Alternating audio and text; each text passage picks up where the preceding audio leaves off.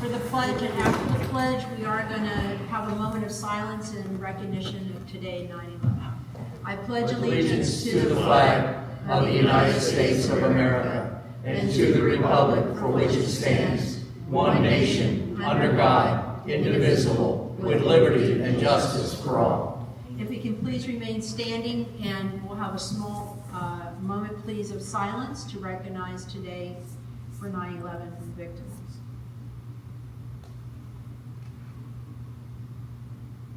Thank you very much.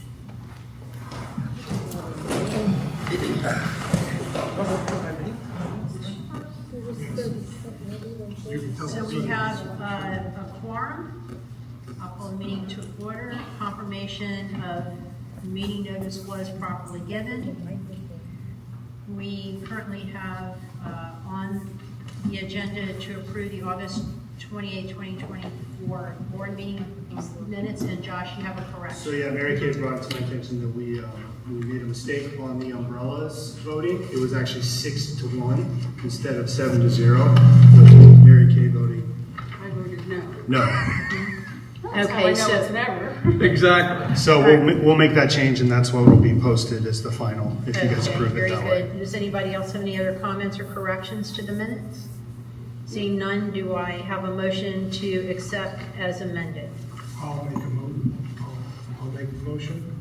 I'll second. All those in favor signify by saying aye. Aye. Motion carries. We're going to go just a tiny bit outside of order. Next is we have scheduled for the ARC. However, Tim Costello is here and is ready to present to us the Finance Committee budget presentation. So I would like to start with that first. Okay. Tim, whenever you're ready. Okay, I'm ready. And up there you can see the members of the Finance Committee. There's just 4 of us right now. One of the members, we had a 5th member, unfortunately, he had some health problems, so he's no longer on the committee. If anyone would like to become a member of the Finance Committee, I would encourage them to please put in a volunteer form. And then if we could go to the next slide.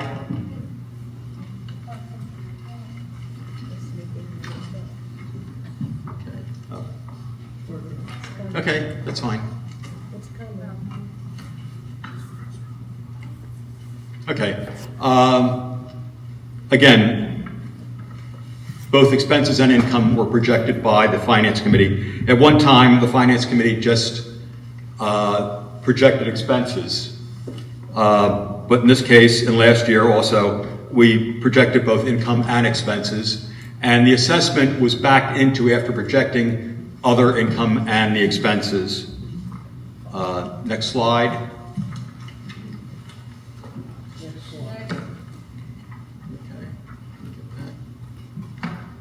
Okay. This year we projected interest of $60,000. For the 2025 budget, we projected only $10,000 of interest income.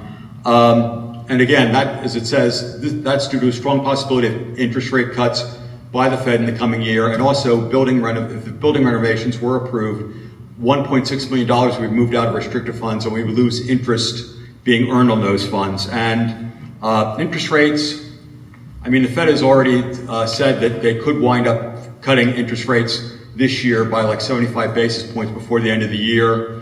And some economists have thought that interest rates might be cut even further next year in order to have a soft landing of the economy. So that's the reason why we took such a conservative approach to budgeting of interest income. Next slide.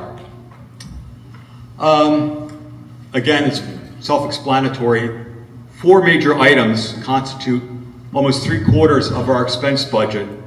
And that's the cable expense, which we assumed that Optical Tel would raise the rates by 4%, which is the maximum that's allowed under their contract. And they've never let us down on that. I mean, every year they're allowed to raise it by 4% maximum, and that's exactly what they do. So we made the assumption that for next year they'll do the exact same thing of raising it by 4%. Services and ground maintenance contract, 765,000. Again, that's also per a contract. We also have the payroll of 435,000. That's per Lillian, which we also have a contract. The last item, the reserves, were going to be increased by 395,600. Reserve advisors, based on the 2022 study, had suggested that we should only be increasing reserves by 380,400. The problem is that was a study done, and well, it was concluded in 2022. Things have changed since then, and what happened was we had a road study done. And the road study showed that, for one thing, we weren't going to be able to repair the roads that we thought we were going to be repaired with microsurfacing. We would actually have to do mill and fill, which is more expensive. So what was done by the Finance Committee was to take those numbers, originally where we had microsurfacing, and then now it's going to have to be mill and fill, and plug in those increased expenses for the mill and fill into the reserve study. And unfortunately, what it showed was that without additional money, we'd actually break 200,000, we'd go below $200,000 in reserves in 10 years. Why is that important? Because the Finance Committee didn't set up this rule. The board actually set up the financial guideline that says that we can't go below $200,000 in reserves. So that's the reason why we're adding that additional $15,200 to reserves. Okay? Otherwise, we wouldn't have done it. So next slide. So those 4 items that I put up and the next 4 largest items constitute 83% of the expense budget. For electricity, the assumption was that there would be a 5% increase, plus one of the reasons it's going up is that SECO charges us to rent the light post through our community. They've increased that rate on that. We don't know how much they're going to increase their rates. Duke has already applied for a 4% increase effective immediately for their utility rates. So we'll have to see, but that's the reason why we came up with the $136,500. For the insurance, $70,000, I mean, that's a huge increase over what we actually have currently, but it might not be as crazy as it sounds, because Leland contacted insurance brokers. They think that rates on commercial policies like ours are going to go up just like they have on homeowners. And again, that's an item that we really don't have a grip on until January, because the insurance companies, the policy renews in February. Insurance companies won't give you a quote until 30 days before the renewal. So we're really not going to know for sure what our amount is going to be in the coming year. But the assumption that we might have a 65% increase, I've looked at periodicals, that may not, on the average, may not seem too strange. But again, we're not going to really know our insurance expenses until into January. For the tree management, $60,000. A major portion of that came from the fact that we were having to deal with mistletoe. I know that's the stuff that you think, oh, Christmas, you kiss the person under, it's good luck and all this. Well, unfortunately, mistletoe can kill trees. And it's cheaper for us to pay the company that we have doing the tree management to go around, inspect trees, look for mistletoe and remove it, rather than have the trees die and then have to wind up replacing those trees. So it's cheaper, although again, it's a major increase. And lastly, we have natural gas. And again, this is simply a case of what we have to spend on natural gas, as much as anything, isn't just the gas price, it's whether or not we have a cold winter. Actually, it might not seem like it, but I looked at the daily temperatures for January, February, and March, and into April, and we actually had a slightly colder winter this year, and consequently, we had to spend more on gas. We made sort of the assumption that that's going to be the case in the coming year, but again, that's something we really don't know for certain. Okay. As I said, the increase in cable was simply 4%. They're allowed to do that by contract, and that's what they do. Yellowstone increased by 4.4%, again, as per contract. And payroll increased 3.4%, and of course the reserves are actually increased by 22.9% per the reserve study and the Finance Committee recommendation, which, as I said, we really have to do in order to be in compliance with the financial guidelines that the board had adopted. Okay, last thing though is that the Finance Committee and Leland, we came up with substantially similar expenses. I mean, even with us working independently of them, our budget expenses, very, very similar, only 1.4% higher in the case of Leland. And the budget for 2024, the expenses in the 2024 budget went from $3,276,365 to $3,382,743 in the 2025 budget. And that's an increase of 3.2%. And that was only slightly higher than the rate of inflation as of August the 14th, 2024. And lastly, I would say that, I want to thank Todd, our treasurer, Josh, our CAM, and Matt, our assistant CAM, and Benny Nazaro for their help in putting this together. And now we could probably take a look at the slide for the budget worksheet.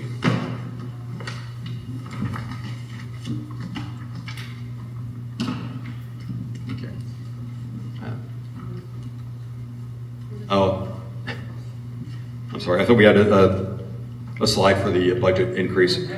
Okay, I'm sorry. You're not going to be able to see the numbers on the screen anyways. Okay, but the assessment's going to be $278, and that's only an increase of 4.9%. On the budget spreadsheet that was sent out, I rounded it up to 5%. But that's how we came up with the assessment income. The cable savings is just the cable savings we've been spreading out over the years. And the other expenses, as you look at your sheet, the accounting fee, I'll go over them briefly. The accounting fee of $4,700, that's simply by contract, so we have no play in there. The annual report fee is a filing for an annual report with the state. We actually assumed that they were going to increase it. As far as I know, they did not. We put in $100 as opposed to, we cut it down from $350. And again, we assumed that it would be raised, and we think it probably still will be. Legal fees, that's simply a guesstimate. It's kind of hard to come up. I mean, we've had legal fees in 2022 as high as like $22,000. They came down to $4,000, then $2,000, and we're just trying to be on the safe side and estimate $10,000. Copier lease is by contract, and professional services just would represent what it is that we spend on engineers and consultants. Again, there's nothing magical about that. It's a guess in any given year. Bank fees and coupons, the fee that the bank charges us has been raised, and it's a combination by contract. And we also are assuming that for 10 people each year, it's kind of in the ballpark, it's kind of roughly what it is, that are going to ask for additional coupon books. So, and not everyone does things by having their bank account automatically debited for that amount. Some people actually still use coupons, and again, each year it seems like they seem to get somewhere around 10 people come and say, you know what, I lost my book. Lost my coupon book, you'll have to give me a new one. So that's where we get in with the reorders. The insurance, as I explained, that's simply, Lillian has contacted brokers, and the estimate is a 65% increase.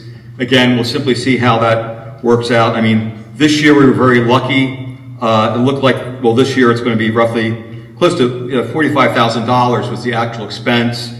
We budgeted $66,000. Lillian's, again, as I said, contacting brokers. They think that there could be as high as a 65% increase in insurance rates. Again, but we're not going to know that until we get into January. We can actually get quotes. Management fee, well, the payroll and the management fees, again, they're by contract. Bad debt, again, it was simply just a guesstimate to $4,800. We've been very lucky with bad debt. We don't really, I would say we were probably one of the best communities as far as our residents paying their assessments on time. And then next thing we have grounds. Again, as I said, the lawn services, if you look at your sheets, we put lawn services and ground maintenance together. It was kind of artificially broken down into those two items. One was for the grounds for the legacy community, and the other was for the mowing the lawns. The company really does not do that. I mean, the contract itself is for $765,000, and it was just artificially that we broke it down so people in the resident and in the community could see basically what we're spending on having their lawns mowed. In this budget, we simply decided, well, we're breaking this down. The company doesn't really do this, so we just put this one number down. Trail maintenance, trail maintenance, that was from ENC. Road and sidewalk repairs, again, that's a guesstimate. It looked like this year we might be around close to that number, the $25,000, although we're making a guess. And as I explained with the tree management contract, we're going to have additional work done on the palms, but the $40,000, we went up substantially from what it was before. In 2023 it was only $32,000. This year we spent $46,000 for the first 6 months, but again, much of that was simply due to removing that mistletoe that I was pointing out as an invasive species. We're getting it off the trees so it doesn't kill the trees. Again, irrigation repairs, that can vary. I mean, 2023 was almost $17,000. We put $20,000 in the budget. It's simply an old irrigation system, and as systems like irrigation systems get older, they tend to break down more and need more repairs. And we've been pretty lucky though, we really have not. Ponds and waterways, again, that's the NC request. Signage damage, signage repairs, again, that's mostly the repairs are due to storm damage. And again, that can vary. As I said, in 2022, that was almost $9,400. This year, we only spent $401 so far. So we'll see how we are towards the end of the year. But we just put in a guess. And then storm damage expense, it depends. Again, if we're lucky, we don't get any hurricanes, we don't get any storm damage. We haven't had any so far this year, so keep our fingers crossed.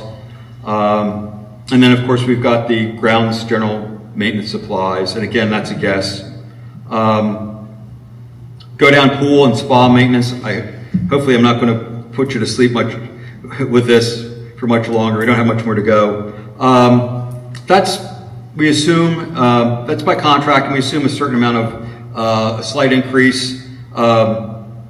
Pool, spa, permit, We just more or less assumed that there might be an increase. That's all. The actual cost was $525. We put in $600 maybe. The fountain repair, again, that's another item where fountains aren't exactly new, and we're lucky we only had $77 for repairs on the fountains for the first 6 months, and it's hard to say if we'll be that lucky in the future. And again, heating and air conditioning, that's by contract. We get down, we have the maintenance is by contract, and we assume some slight repairs, the $18,000. We got pest control, again, that's a contract. Janitorial supplies, and we're about on track for that, assuming roughly $8,000 for the year. And holiday decorations, $15,000, that's by contract. The exercise equipment and maintenance, again, that's by contract, and we assume some minor repairs, so that's where we get to $2,000. I'll jump over the recreational expenses. Gate repairs and maintenance. Again, so far this year we were pretty lucky. It was only $5,715 for the first 6 months. We approved $22,000, so looks like we're going to be below that. But again, this is something where it's a guess. In 22, we actually spent $15,000. 23, we spent $14,000 on repairs. And again, it's one of those things where it's hard to be sure what's going to happen. Actually, I think in 2022, for instance, a lot of that was due to lightning strikes. And how many lightning strikes we're going to have, who knows? It's just, so we just make a guess. The 22,000. Camera maintenance, we put in $4,000. Again, it's a guesstimate. And then, as I explained, with the electricity, we do know that the electricity is going to be going up because we're going to be paying more to Seco for renting the light post, and then Seco still has not said how much it's going to raise rates for the coming year. So that's an unknown variable, but we're made a guess that we're going to be going up higher towards like 36. Leesburg utilities. Again, there's a certain amount of guess involved. With the irrigation water, again, that we're going to possibly have a rate increase. And as I said, with the pool for the gas, it's not just the gas rates are going up, but it's the other thing is like how cold a winter we have, because that major expense for gas is heating the pools. And if we have a cold winter, that means we spend more money on gas. Lastly, the cable expense, as I explained, it's set by contract, and they're going to raise it by the most that they can, which is what they've done in the past.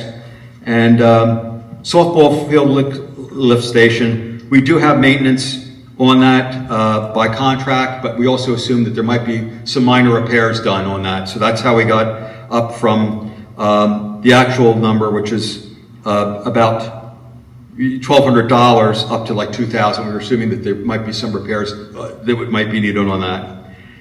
And that's it basically for the expenses, other than we get down to the reserves, and I explained that extra $15,000, the reserves, that $380,000, $400 was actually from the reserve advisor study from 2022. That additional $15,200 was simply to get us up to the point where we will not break $200,000 in reserves, drop below.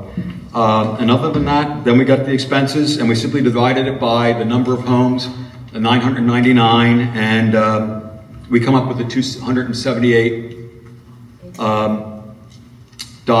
And again, that's a 4.9% increase. As far as the increase in the expenses, as I said, I really don't think it's too bad. It was a 3.2% increase in expenses. So I overall don't think that was really a bad increase in the numbers. And the 5% increase in assessment, again, again, I didn't really think that was too terrible an increase. So that's it for my presentation. All right, do we have anybody to signed up or anything for anything? No? Okay. So what we'll do is we'll go around and let the board members ask any questions they may have or comments. Mary Kay? So you're saying that we're going to have a $13 per month increase in our HOA fee? Yes, ma'am. Well, he's saying to support their Projected. expense side. Correct. Right. That's what, Right. you guys will determine that. I also wanted to know if some of the expenses for the community center would not be included in our cost of refurbishing. That is correct. So this budget assumes we don't build the building. So there are no building-related expenses in here, so no storage of stuff, no potentially Right. lower or higher electricity as I build. The only thing it does assume from that standpoint is the reduction of the interest income. So we sort of assume we're gonna spend a lot of the money we have, but that's about the only thing it takes into account. Anything we do for the building will need to be funded by itself. Is that- Okay. Okay. Thank you. Dave?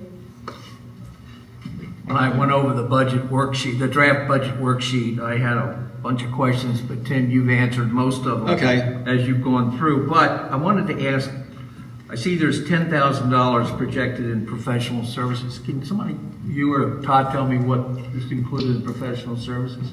So doing another road study would be a, Right. Okay. would that be a professional? So it's engineering studies, things like that? Yeah. Correct. Anything you're hiring a consultant to sort of give you a direction to do as opposed to fixing it. Okay, okay.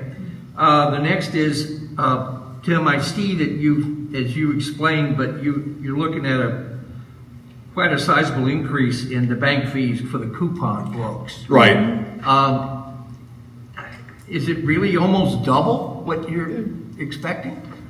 What they're charging. I'll answer that. Okay. because Yeah, you can. Basically, that's what Leland expects. So it's going from $5 to $7 per coupon book, and there's a required $2, like there's an insert that's required that is basically $2. So you're at $9 per resident, roughly $9,000. And then Leland estimates there'll be an average of 10 reorders a year. And the reorders aren't somebody saying they lost it, it's more of they never received it. So when they ship it out to that person, if they have the wrong address of record or something gets messed up during the move, then they'll send a new one out. But it's not just, if somebody loses it halfway through the year. Okay. And again, could somebody of either Tim or Josh or Todd tell me what's included in the office expenses? Because I see we got the copier covered and some of Well, those. part of the copier is covered. So you have a lease for the copy machine, but then you have all the copies that are done above a normal, like allotted amount. You get so many per month, and then you pay additional fees if you go over that. But there's office cell phones. There's we put a lot of stuff through the board emails. There's pretty much everything that would be like an administrative type Okay. fee goes Okay. under that.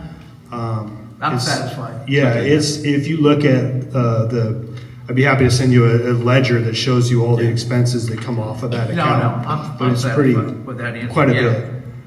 bit. And gate repairs and maintenance. Yeah, One everyone's of favorite. our favorite subjects. Well, Gates, right? again, that's one of those things where it's kind of hard. I mean, again, it is something where it's a guess. I mean, the gate repairs, I mean, it is, things like when we have lightning strikes and they have to be repaired, and that covers that. We also do, if somebody breaks the arms and they have to be replaced, although we do go after the people that have broken the arms and recover that, but that would not be, this is not a net number. This is what it would actually cost to replace the post, do repairs for lightning strikes. And as again, it can vary. I mean, it's one of those things where, like I said, there's not really any science I mean, anything scientific. I mean, as I said, in 2022, it was 15,000, and most of that was predominantly from lightning strikes. And it was just a bad year, and then the following year was 14,000, so we guess... But Tim, that was going to be one of my questions, is there anything, and I look to Josh for this, is there anything we can do to protect ourselves with the gates with lightning strikes? Can we put lightning arresters, or is there something we can do there? You could try that stuff, but it doesn't always work. So you could put all that effort into, you know, securing them more, and then it's still going to happen. So far, we've only had one incident like last year. This year, it hasn't been lightning issues, Right. but we've had issues with the screen. And that issue's coming back, and it's intermittent, so we're having to constantly call Still them. on the north gate? Yes. It was out this morning. Yes. And you have one of the gate arms there. There's something wrong with that whole like loop system. So what we're noticing is that the arm will go up randomly for no reason, and then has to reset when a car goes through it. So I've seen that recently, yeah. As far as that number goes, you know, right now you're looking at a 6-month projection based on what you spent so far this year. But I guarantee you, if you were to look at that another month or two from now, it's going to look more in line with what you're budgeting, because we've spent a lot of money in the last 2 months on the gates. I guess where I was going with that was, I just wanted to bring it up for the board's benefit. Maybe we can look at, I don't know, can we make any improvements on the gates to where we don't keep increasing expenses to keep them operational? So I would say we have done that. I did it without your guys' basically help or approval. We've done a lot did it under more maintenance. Yeah, we're doing a lot more maintenance stuff directly. The other part is we've changed the type of gate arms. So now your gate arms, instead of costing $1,200, are going to cost around $400. All these little things like that will start saving. The other part of the gate arm that I think Frank had mentioned this at a previous meeting is that it's a lighter arm. So you're not, you're losing about 40 pounds off Right. of that. So the wear and tear on the mechanics that lift it, you should see less, you know, issues with that. I think the hard part is those gates are about 3 years old now. You didn't really know what kind of maintenance you were going to have to pay when you do it. So now we're 3 years into it, and we're trying to figure that out. But I think the number that the finance committee picked was a good number. Okay, thanks, that's all I've got. Okay, so the only question I have, we're getting back to the lawn grounds maintenance. I know you lumped it together, that's fine.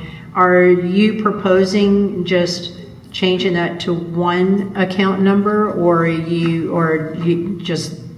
In the future, maybe we should just do one account number, because the breakdown between the lawns and the maintenance for the community, the grounds maintenance for the community, that was something that was simply artificially done, so that the residents of the community could get an idea what the amount was that was spent to have their lawns cut. But the company really does not do that. When we have the contract's for $765,000. It's not broken down into those two numbers. That was something that was an artificial construct that was done simply, as I said, to let residents know what we spend on having lawns done. But again, that's not something that the company actually does in the contract.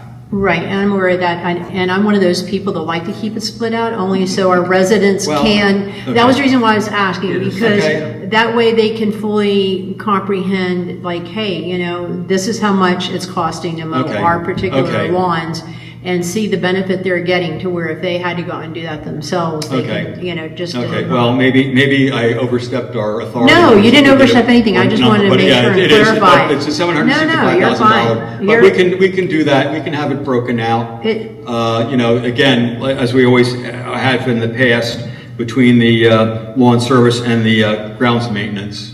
I mean, there's no problem with that. Todd? I just like to thank the finance committee and Leland. It's nice when the two groups can work together and get well, not just close, but at this point, it's one budget for the community. I think that's really right. And as I said, I mean, you know, with this, actually, I think this year we were probably pretty close, much closer than we have been in previous years. And again, we're really not, again, surprisingly, working independently. We came up with very similar numbers. I mean, we're only, you know, we're less than 2% off. Actually, what was the number? It was 1.4%. Leland was higher than we were. So, I mean, we're working separately, but then when we're coming up and we look at things, we're coming up with very similar, conclusions. Yep, thank you. Yeah. Barb? Hi. Thank you so much, Tim. You've been our finance committee chair for many years now. And Yes. You are doing a fantastic job. Thank I just you. hope Yes. people at home hear this and understand how much work goes into this position and into the committee, and hope that others come forward to help out with this committee. I would be happy, as I said, to have anyone that wants to be on the finance committee to put forth, a volunteer form. Be very happy to have that, and and again, and you don't have to be like a genius at finance. I mean, there's a learning curve. Oh, yes. I mean, I've done this almost like for 4 years. So Yes, I did it for about 4 years before you, but so I know what you've been through. Yes. And I appreciate your detailed reporting here. I have 2 questions, I believe. yes, I'm a little concerned. I mean, I totally, I respect everything that you guys have done. I really applaud that you and Leland came up with similar answers. But I'm a little concerned about the interest income. I know the rates are going to drop. Okay. But so far, in 6 months, we have gained $84,000 Yes. in interest. Right. And now we're only projecting $10,000 for the whole of next year? So there But are. that- I have a little bit of a Well, concern. okay. Well, there are sort of 2 parts there. One is, in general, Well, you're really not supposed to forecast any non-assessment income. And one of the reasons we did it last year is we knew how large of a balance we had and how unlikely it was we were going to dig into it for at least half the year. So I believe the treasurer last year had to sign something with Leland that said something along the lines of, we are doing this sort of knowing it's a little bit outside the norm. So forecasting $10,000 to me, you want to be very conservative. You don't know, yes, rates will probably drop, but if I really knew that, I'd be far richer than living in this place. yes. And 2, I expect our balances hopefully will drop pretty dramatically sometime in the first half of the year, which we didn't think would happen which No, we didn't think would happen last year. So No, definitely. We were Right. pretty much assured that we probably were not going to be, being funding of the renovations for the building. I mean, this year, 2024, that was not going to happen. But we're going to, obviously we're going to lose some money for that. And then also part of that money, some of that money, there's also going to be some money that's going to come out of the reserves, because the reserves,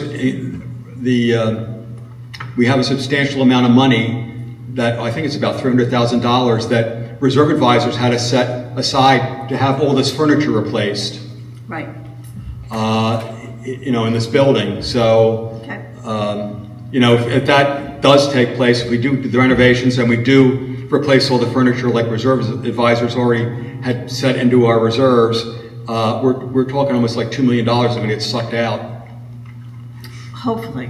I'm Well- hoping, actually. I'm hoping that Yeah. that happens. But I mean, so we were just making the assumption that we would probably go forward with the Okay. renovations this coming year, Yeah, 2025. and I see why we should not depend on an amount that's variable for our fixed expenses or Right, our right. perceived expenses. Right. My other question is Yes. on payroll. Okay, I know that it says increased by 3.4%, but what I'm noting is, and maybe I'm wrong, the budget increased by 3.4%, but the actual has always been under for payroll.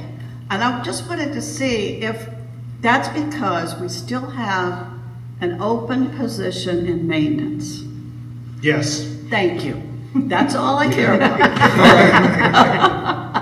I wanted to be sure we still have that position there. No, it's not to buy me a new truck. That's all my questions. Thank you. okay. Frank? Okay, Frank, yes.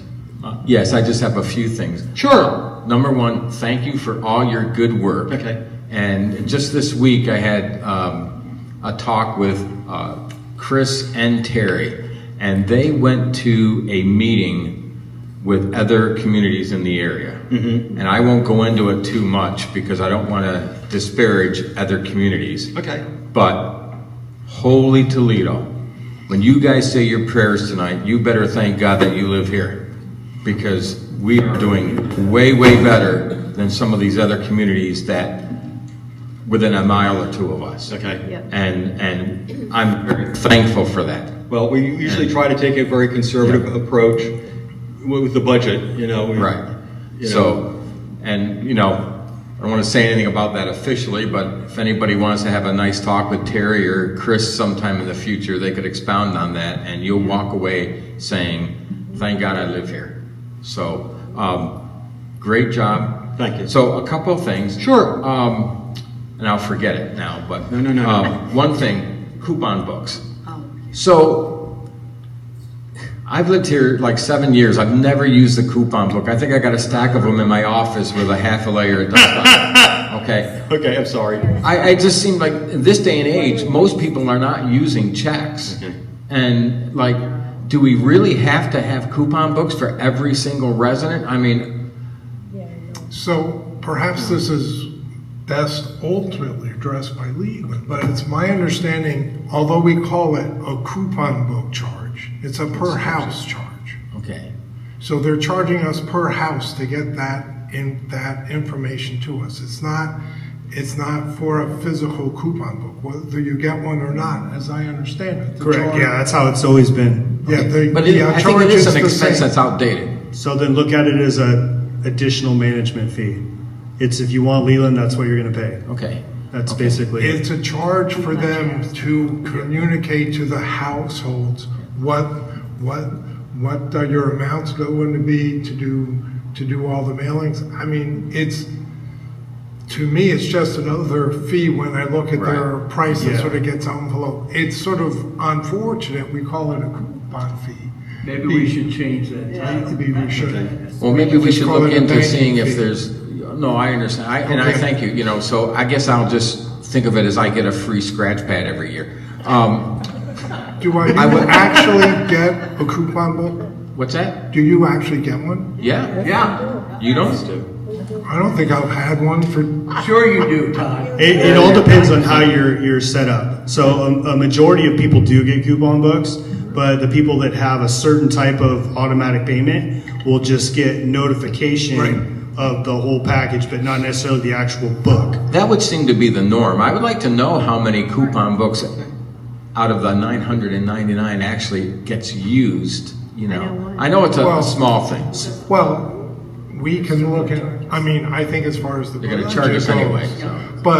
But it would be worthwhile to, I know, one is how many coupon books are literally sent out, and then of those, if you're not, see, I literally haven't seen one in 10 years. And I think that's because I tell Leland to take the money out, or however I did that years ago. Now, if we're making them produce books that other folks aren't using, now that's something that, you know, in the long term, if we can help them reduce their expense, they'll stop bringing. Sure, it might be worth looking at. Yeah. So with the gates, I know we recently had to probably pay for at least one new touchpad, and that had to be expensive. And I think there's still some problems perhaps with that. So I think maybe this next year, one of the things is that the whole board can talk about maybe some out-of-the-box thinking about how we can make the gates less problematic and costly. There are some ideas. And I had a couple of more things, and now I forgot them. So, Okay. But thank you. Well, Barb has another one, so in the meantime, if you remember, you just let me know. Okay? And I want to piggyback on what Frank said. That's okay, that's okay. I can't. I got this from the internet, of course. HOA dues are up more than 15% from a year ago in Tampa, Orlando, and Fort Lauderdale. I said 15% over a year ago, compared to a median gain of 6% across 43 metro areas. Redfin Analyze, that's a company that does this for a Yeah, it's living. real estate. The Sunshine State is saying HOA fees jump due to skyrocketing insurance costs and new safety requirements in the wake of the Surfside condo collapse. So a lot of it is state, because of the state laws that are changing, that increases the insurance rates for us as well. I just wanted to. Yeah, okay, great, thank you. Mary Kay, anything else? No? Dave? Just one thing I'd like to bring up to my fellow board members. I noticed that the Finance Committee is recommending $278.40. $278.40. Oh, I think I revised that. No, Just- I'd like just, to, I'm sorry, I think from the budget sheet that I Yeah. revised it. It's 278. It's 278 okay. even. Because what I was going to recommend, either we went to 279 or reduced it to 278. So it'll be 278. Yeah, 278 even. Okay. And then I'd also like to join my other fellow board members in thanking you, Tim, and the Thank you. rest of the Finance Committee for the tireless effort work that you do for all of us as a community. And I think you folks do excellent work, and I really appreciate you. Thank you. Thank you. Yeah, and I'll echo that, and definitely if anybody is interested, it really is rewarding. I know Barbara and I both sat on it before, Todd sat on it forever and a day now, he's still there, but as the treasurer. I think it's really rewarding. You get to know the ins and the outs of the community and truly appreciate what it takes to run the community. And you all have done an excellent job over the years, and I also thank you. So I hope somebody else will jump on board and volunteer. If you are interested, just make sure, get with the CAM and fill out your volunteer sheet. Does anybody have anything else? So, do we need a motion To to accept. approve this? to- Yes. get it out. Yes. Yeah. Right. Yeah, this would be Right. your proposed budget. Yeah. Right. And so Leland will package this up and send it out to all the residents, Okay. notifying them of the date of when you guys would approve this budget. And then, Also the town hall, right? well, it's not a town hall, we won't call it a town hall, we'll call What do you it want a Our treasurer's presentation. Treasurer's presentation. Yes, Yeah, treasurer's so that will be, I believe we have that October scheduled for the 12th? I think it was 15th. 15th, Okay. right, at night. Yeah, and the letter will get there around that same time, so, yeah. Right. So if there's no other discussion, is there a motion to accept the proposed budget presented by the Finance Committee? I'll make the motion that we accept the budget as presented by the Finance Committee. Is there- Second. All those in favor signify by saying aye. Aye. Motion carries. Thank you, Tim, for You're another quite great welcome. report. Thank So, you. Terry, if you could Yes, just sir. explain to me, I'm not, Yeah. I'm not the sharpest knife in the drawer here. So we are approving accepting this budget. Correct.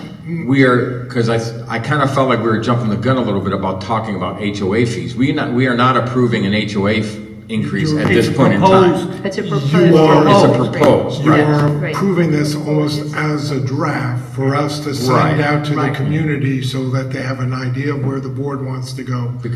I will do a presentation to the community and then the board on October 15th is when I do it, but the last meeting in The October. 24th is your regular board meeting. The 24th is when the board would formally approve it. Okay, and then that, 25th. because we're approving Regular board that, meeting. then we are in essence approving X amount of increase. Yes. Correct. So it's actually, when you approve it on the 24th of October, you're really approving two things. You're approving what the HOA fee is, which if this goes forward would be $278, and how much of that goes into reserves.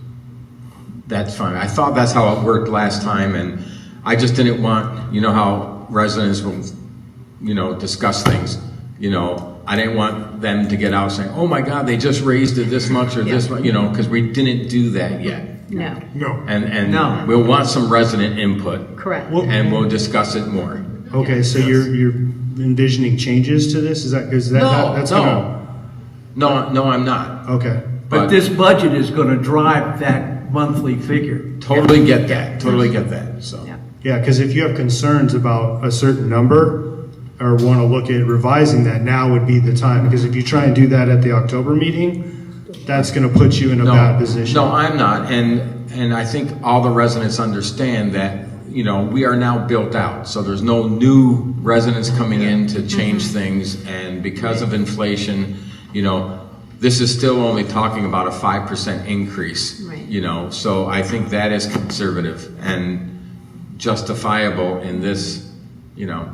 I know interest rates are gonna change next week. I think it's September 18th, from what I've been following. And who knows? I hear rumor that there might be an election in like 50 days, and that could change things too. So, okay, thank you. All right, thank you. All right, moving along, we'll get back to the original order of business. We are going to discuss the unfinished business, which is the ARC standards and guideline updates. We received the comments back with a few changes from the attorney. And I'm going to go around, and if the board has any discussion, then we can go ahead and address that now at this time. Frank, do you have anything? One thing I had here, I was just getting to it, and I think we did discuss it, but it just seems really weird that in this it talks about or any golf course, you know, and we don't have one here. So that was the language from the attorney. They just kind of cut and paste that. And it's in sections like, 18.1. yeah, they referenced it there, and then I think there's one other place. Basically, it's just copying the Florida statute. It says that if it can be seen in any of the common area or by neighboring properties, then, or a golf course, then it's not allowed. And then part of what you guys need to discuss is whether you want to leave that language in there, or if you want to just have it as you had written. I think we leave it as it was. I mean, it'd be different if we had a community golf course, but we're not going to build one, so. I mean, yeah. I would just leave it as the attorney commented, right? I mean, if that's literally what the law says. I agree. Then. Yeah. How can we go wrong? Right. Yeah. And when we build a mini golf course, we're going to be covered. So you're like, we'll take the clothesline language, for example. You're okay with that? Yes. I mean, that's what the law says. It's 1203, Florida statute 1203 is the clothesline law. It's also 163.04 is the other Florida. There's a few that play in there because the new one does too. Yeah. So I'm not willing to change what the attorney put in there. I mean, he put it to correspond with the law. I don't think it's our place to change that. Interesting. Go ahead. You guys keep discussion on this, Deb. Mary Kay, anything? No, I think that we pay our attorney for a reason, and if he recommends that we put this language in the document, then it needs to be in the document. Dave? I tend to agree with Mary Kay. Todd, you anything else? No, I don't. Other than the mini golf course, we'll work on that. Barb? I have just a couple little quirky things. 7.2, it says, we talk about the stone veneer, and it says it should not cover the entire exterior. I was just curious about that. It doesn't have to change. It says stone can only be installed in the front of the house and meant to be an accent. It should not cover the entire exterior. Yeah, we discussed that. Right. We don't want it to cover the whole house. But it doesn't mean you can't do the whole front of the No, house. No. Okay. No, it's just the That's- whole In fact, it says you house. can, if I believe I'm correct, You it can says you wrap. can go around, wrap 3 feet, around, what, wrap 3 it around, but feet? I 3 wasn't feet, sure right. about the whole front Yeah. of the Oh, house. yeah. Yeah. So I wanted to clarify that. And then 15, sidewalks and walkways. I know there are a number of people in my neighborhood, or several of people in my neighborhood, that have walkways that go from their garage door, either side door or front of the house, all the way to the rear already. And it says that it must be installed, let's see,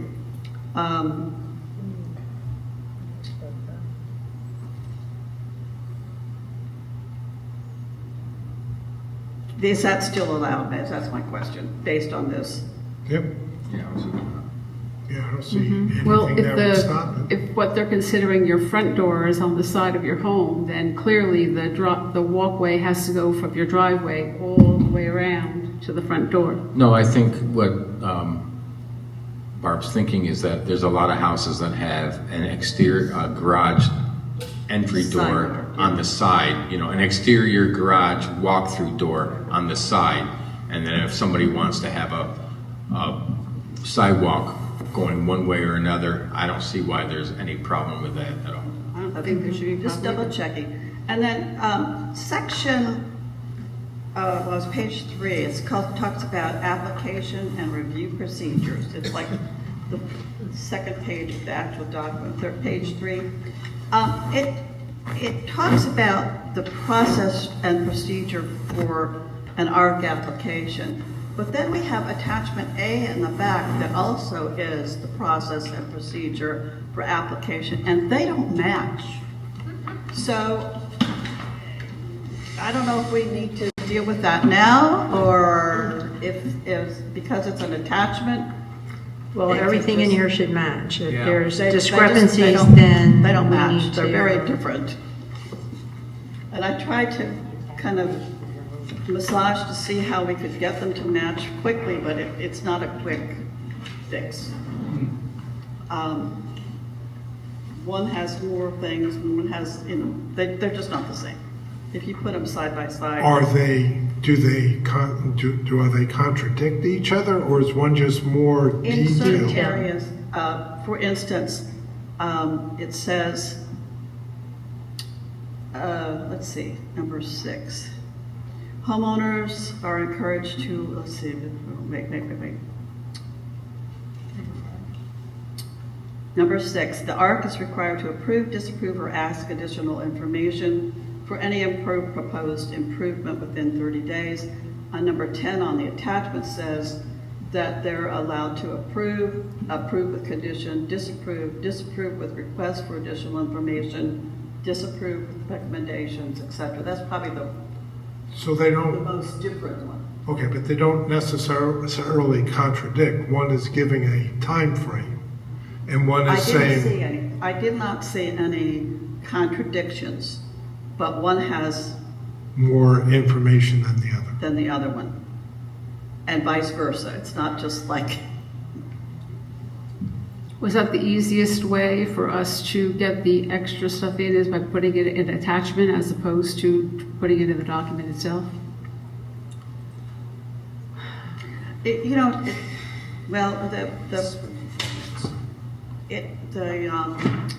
the actual application review procedure on page 3 is not part of our rules and regulations. Those proceed on page 4. The attachment A, again, is just at the back of the document. I don't know. I don't know what the easiest way to I think you guys have gone really far, and we've got this to where you're about ready to send it to community for approval. I would think that unless there's something that contradicts or we need to change, let's approve it so we accomplish this. And then if you want, you can have it revisited.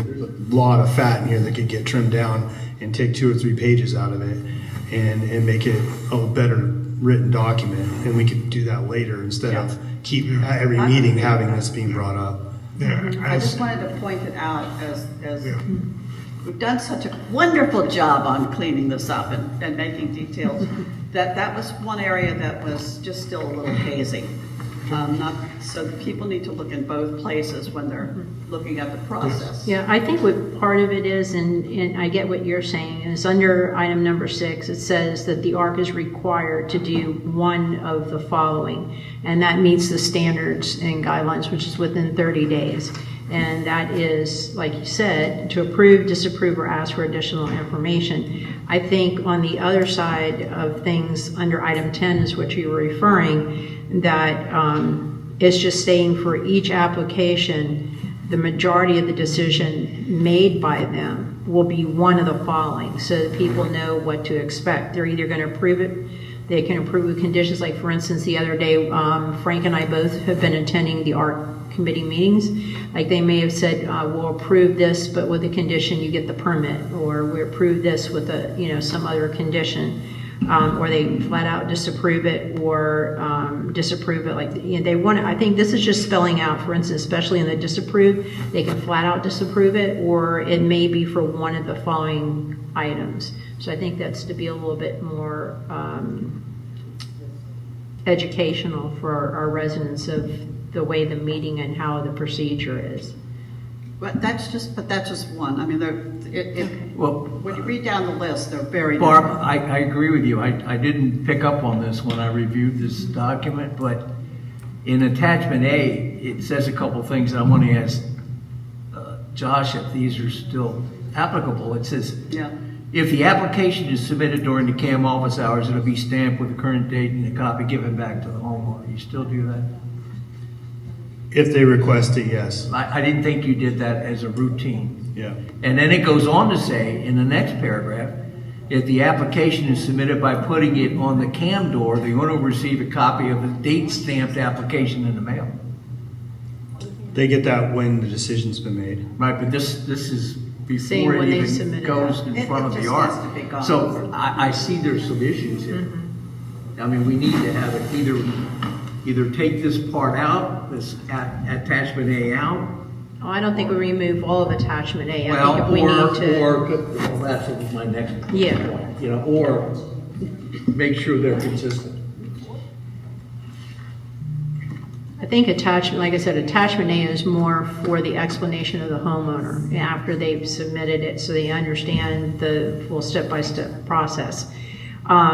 So the only thing I could say is if by them putting on the door, if they don't receive a stamped copy saying you've received it, do we need to keep that in there, I guess is what one of the questions would be. Well, I agree with Josh. I don't think we're going to resolve this No. right now. I would suggest that we approve it as it is, and then that would be something to work on Yeah. later times Right. from that. Well, even with the inconsistencies you're saying? There's nothing that's crucial, that I found crucial. I haven't or- heard a large inconsistency. I've heard that they may not mail stuff back. Well, but my point being, I think we're kind of, if we approve this after it's been Yeah. submitted to the community, we get their feedback. If we approve the document as written, then the CAM is going to have to do that. Well, we're not changing anything that's not already in the current one. No, but what I'm saying is the CAM is going to have to do, Okay, could we approve it with that's all. a condition? I'm not. So it seems like I've been violating that rule since I got here, so I don't think,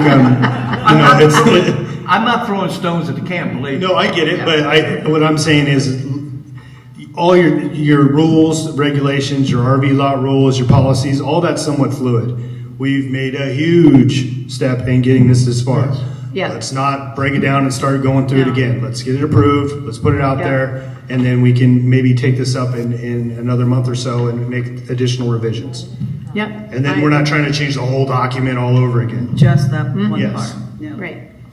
Does anybody have anything else, Frank? Anything else? Barb, Todd, Dave, Mary Kay? All right. There's nothing else. Do we have a motion to, I will make a motion to approve the ARC guidelines as given to us by the attorney. I as second it. Revised by the attorney. To be posted for 14 days for community review. Yes. yes, Of course. Yeah. yeah, And on the website. Yeah. That's what it means, Yeah. posted. yeah. All right. If no other discussion, we have a vote. All those in favor of signing by saying aye. Aye. Motion carries. All right. And that is basically all we have. The board meeting coming up on September 25th. And our wonderful treasurer's report on the 15th of October and October 23rd for a board meeting. If there's no other business, do I have a motion to adjourn?